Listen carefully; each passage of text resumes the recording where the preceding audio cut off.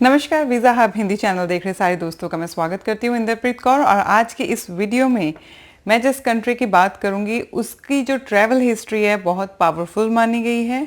और अगर आप इसका वीज़ा अप्लाई करते हैं तो इसकी एम्बेसी फ़ीस जो है बहुत ही कम है।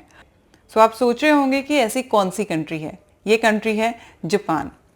जापान अगर आप टूरिस्ट वीज़ा अप्लाई करना चाहते हैं तो उसके लिए क्या क्या डॉक्यूमेंट्स चाहिए वो आप आज नोट कर लीजिए। सबसे पहले आपका पासपोर्ट चाहिए, वैलिड पासपोर्ट आपका होना चाहिए। उसके बाद आपने एप्लीकेशन फॉर्म फिल करना है जो आप vfsglobal.com से डाउनलोड कर सकते हैं। उसके बाद बारी आती है कवरिंग लेटर की। आप जहां घूमने जा रहे हैं, कौन सी जगह पे जा रहे हैं, अगर टोक्यो जा रहे हैं तो उसके बारे में लिखना है, या अगर कोई और जगह पे जा रहे हैं तो उसके बारे में लिखना है। पूरी डिटेल उसमें होनी चाहिए, आपकी डे टू डे आइटनरी होनी चाहिए, कहाँ कहाँ आप घूमने जा रहे हैं। उसके बाद बारी आती है फोटोग्राफ की। आपकी फोटोग्राफ होनी चाहिए और उसका जो फोटोग्राफ का बैकग्राउंड है वो वाइट कलर में या थोड़ा लाइट कलर में होना चाहिए। नेक्स्ट आता है होटल बुकिंग।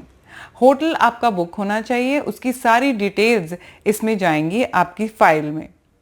और एक इम्पॉर्टेंट डॉक्यूमेंट जो वो मांगते हैं वो है ITR, इनकम टैक्स रिटर्न। जी बिल्कुल, इनकम टैक्स रिटर्न वो आपकी मांगते हैं। बैंक स्टेटमेंट नहीं रिक्वायर्ड होती, पर जब आप अपना फॉर्म अपनी फाइल सबमिट करवाने जाते हैं तो बैंक स्टेटमेंट ज़रूर लेकर जाएं। पर मैं आपको ये बता देती हूँ कि जब मैंने अपना जापान का वीज़ा अप्लाई किया था तो बैंक स्टेटमेंट नहीं लगी थी, सिर्फ ITR मैंने अपनी फाइल में लगाई थी। तो मैं आपको ये भी बता देती हूँ कि मैंने अपनी ITR फिल की थी, नियर अबाउट 4 लाख के आसपास मैंने अपनी ITR फिल की थी और मेरा जापान का वीज़ा आ भी गया था और मैं घूमकर भी आई थी। और इसकी ट्रैवल हिस्ट्री बहुत ही पावरफुल मानी गई है।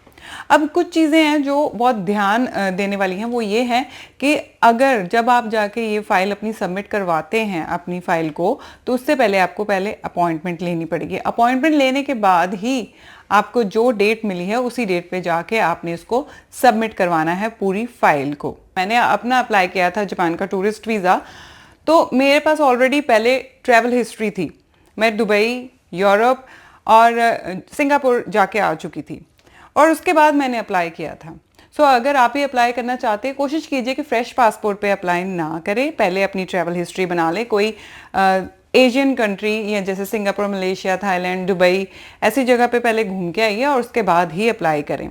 और एक चीज़ और मैं आपके साथ शेयर करूंगी, वो ये है कि मैंने जापान के वीज़ा से पहले साउथ कोरिया का टूरिस्ट वीज़ा अप्लाई किया था और उससे ये हुआ कि मैंने ये शो किया कि मैं साउथ कोरिया जाना चाहती हूँ, उसके साथ साथ जापान भी है तो मैं वहाँ पे भी घूमने जाना चाहती हूँ। तो मेरे दोनों वीज़ाज अप्रूव हो गए थे और मैं जाकर भी आई थी। जापान एम्बेसी जब आपकी फ़ाइल को प्रोसेस करेंगे तो मे भी हो सकता है कि वो आपसे कोई एडिशनल डॉक्यूमेंट मांग ले, तो वो आपने सबमिट करवाना है, या फिर आपकी इंटरव्यू भी हो सकती है। बट ये बहुत ही कम चांसेस होते हैं। अगर आप सारी डॉक्यूमेंट्स प्रोवाइड कर रहे हैं, अब ये एम्बेसी पे होता है डिपेंड कि अगर उन्होंने आपके बारे में और कुछ जानना चाहते हैं तो वो आपसे डॉक्यूमेंट मांग सकते हैं, आपकी इंटरव्यू भी ले सकते हैं। अब बारी आती है इसकी प्रोसेसिंग फीस। प्रोसेसिंग फीस है इसकी 550 रुपये, 550 रुपीज़, इंडियन रुपीज़।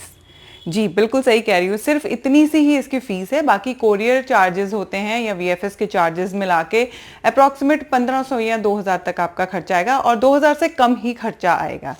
सो ये कुछ बातें थी अगर आपने जापान टूरिस्ट वीज़ा अप्लाई करना है। प्रोसेसिंग टाइम मैं आपको बता देती हूँ, प्रोसेसिंग टाइम है 4 से 5 दिन का।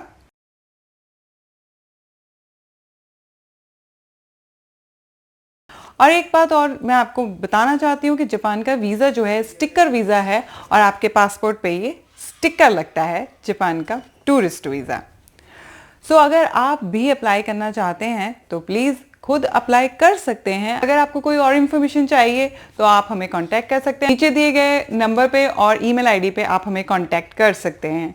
और एक बात और मेंशन करना चाहूँगी कि अगर आपका जापान का टूरिस्ट वीज़ा रिफ्यूज़ होता है तो इसकी स्टैंप लग जाती है आपके पासपोर्ट पे। ध्यान से अपना डॉक्यूमेंट फिल करें, अपनी जो फाइल है ध्यान से रेडी करें और टूरिस्ट वीज़ा अप्लाई करें। तो दोस्तों, वीज़ा हब हिंदी को ऐसे ही प्यार करते रहें। जापान का टूरिस्ट वीज़ा कैसे अप्लाई करना आज मैंने आपको बता दिया, अपनी प्रोफाइल आप खुद रेडी कर सकते हैं। शुक्रिया।